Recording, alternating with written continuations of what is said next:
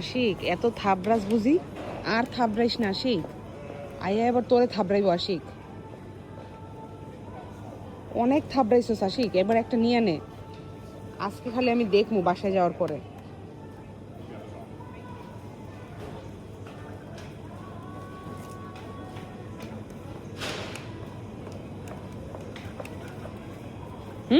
This one বাসায় গিয়ে খালি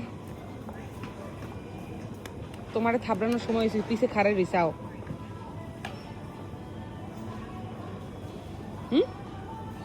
Fixed. Now, here you go, the final result. টান টান উত্তেজনার সাথে আমরা দেখতে যাচ্ছি আশিক ভাইয়ের হাজারো থাপড়ানোর ফল কি হয়।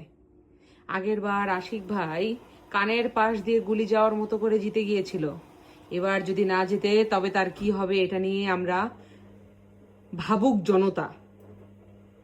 কেটে ফেলুন, দেখে ফেলি আপনার হাজারো থাপড়ানোর ফল কি।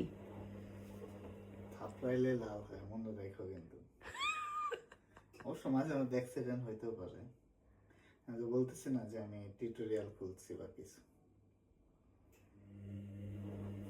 অনেক জ্ঞানের কথা না বলে আমরা দেখে ফেলি। অনেক সময় কিন্তু অ্যাকুরেট নাও হতে পারে।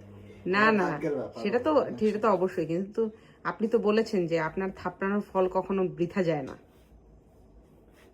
না, অনেক সময় হইতেও পারে, কারণ হইতেছে বলা যায় না। মানুষ মাত্র আপনার জ্ঞানের কথা শোনার জন্য কি অপেক্ষা করে নেই? চলেন কেটে ফেলি, আপনার ভাগ্যটা আজকে দেখে ফেলি। আপনার ভাগ্য না, বেসিক্যালি এটা হচ্ছে আপনার এক্সপেরিয়েন্স অনুযায়ী। আপনি বলছেন থাপড়ায় আমি কখনো ভুল জিনিস কিনি না।